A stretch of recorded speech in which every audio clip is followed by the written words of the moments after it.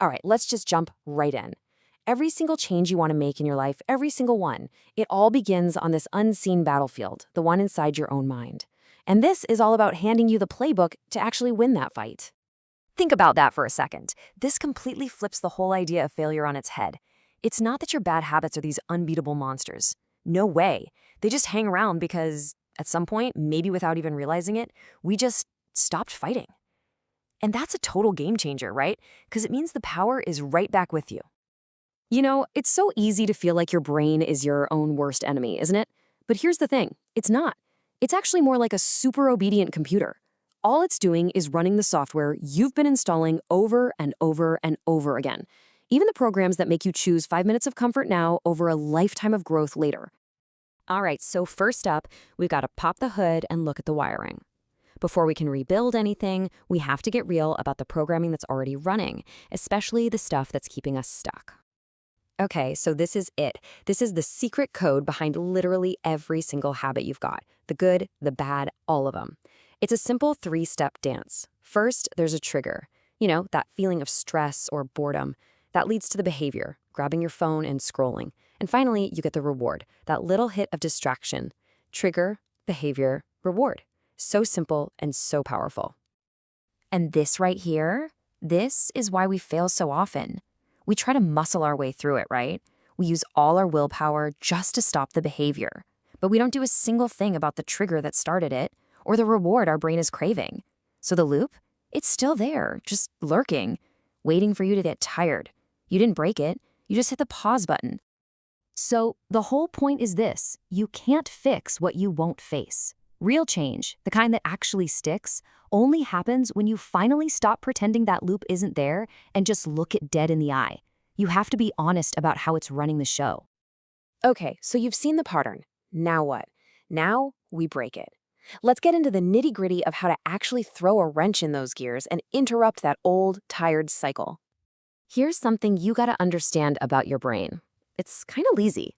It doesn't really care if you're happy. It cares about efficiency. It's always going to take the path of least resistance, that super worn-in trail in the woods, even if that trail leads right off a cliff. It's not malicious. It's just efficient. That's exactly why the interruption has to come from you. So the million-dollar question becomes, when do you do it? When do you jump in and stop this runaway train? The answer? Now. Not tomorrow, not next Monday when you feel ready. The magic is in this moment. The second you feel that trigger, the instant you recognize, oh, here we go again, that is your shot. That's the only moment that really matters. So here's the game plan. You either get rid of the trigger altogether or you starve the habit of its reward. Think about it. A habit that never gets a chance to start just gets weaker and weaker. And a habit that gives you nothing in return, eventually it just withers away and dies. Okay, I need you to lean in for this part, because this is probably the most important idea we're going to talk about. We're done with just breaking things. Now it's time to build something new, something better. This is it. This is the secret sauce. Stop seeing this as a war you have to win with sheer willpower. That's just exhausting. Instead, think of it like leveling up. You're not fighting your old self. You're just becoming someone for whom those old habits are totally irrelevant. You're outgrowing them. I mean, just look at the difference here. The old way is all about behavior, and your only tool is willpower, which, let's be honest, runs out pretty fast. The result? It's temporary, at best. But the new way, wow, the focus is on your identity. Your tool isn't willpower, it's belief.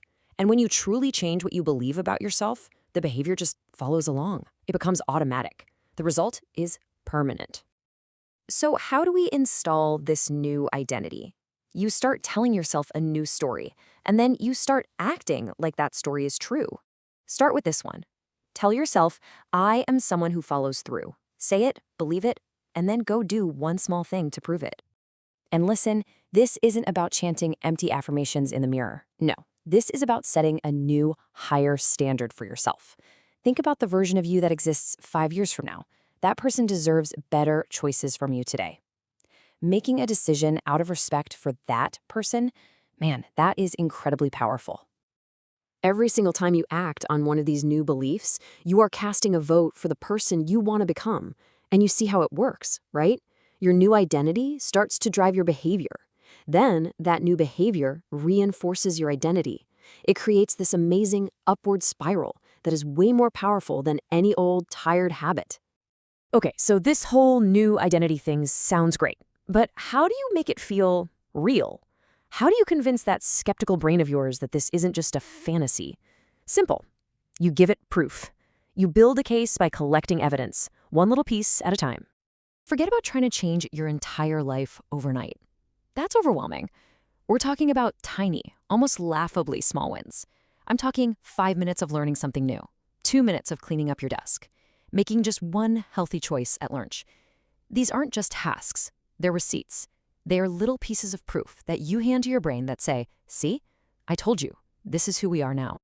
And this brings us to the final showdown, the unavoidable choice. When you strip everything else away, every decision you make about your habits really boils down to this one fundamental thing. Here's a hard truth about life. There's no escaping pain. It's part of the deal. You don't get to choose if you'll experience pain. You only get to choose what kind of pain you're going to sign up for. And every single habit puts that choice right in front of you. So here it is, laid out plain and simple. On one side, you have the pain of discipline. Yeah, it stings a little. You feel it today, but it's temporary. On the other side, you have the pain of regret. And that's a whole different beast. It's that slow, constant ache that follows you around for a lifetime. One is a short-term investment. The other is a lifelong tax on everything you could have been. So if you're listening to this and you feel completely stuck, I really need you to hear this. You're not broken.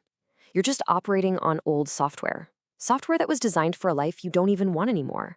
And you know what? That feeling of friction, that discomfort, that's the best sign in the world. It proves you're ready for an upgrade. Because this wiring, it can absolutely be rewritten. Right now, in this exact moment, as this is ending, your mind is waiting. It's listening. It's ready for its next command. So the only question left, the only one that really matters is, what are you going to tell it?